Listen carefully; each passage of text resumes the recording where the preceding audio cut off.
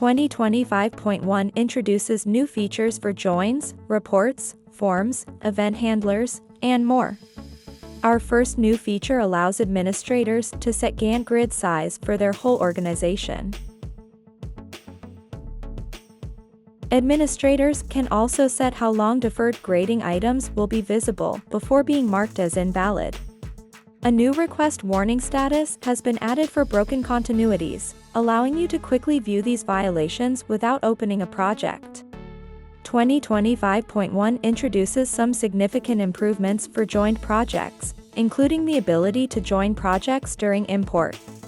You can now also limit joins by number of projects, category, slot group role, number of trainees, and slot group eligibility.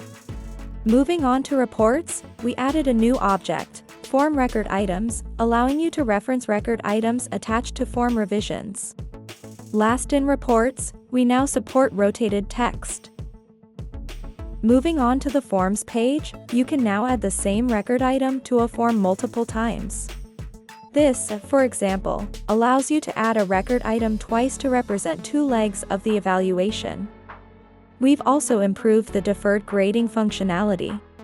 Now, you don't need a dedicated collector form to complete deferred items. You can sign off on them using a collector iterator in the next training. When grading a form, you may, for example, need to see previous performance data. This can now easily be implemented with the report link element, which will open reports from the form.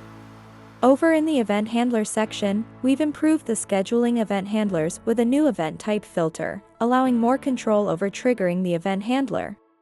Last but not least, you can now bulk activate or deactivate event handlers with a single click. For more information on the 2025.1 features, visit your Mint online help.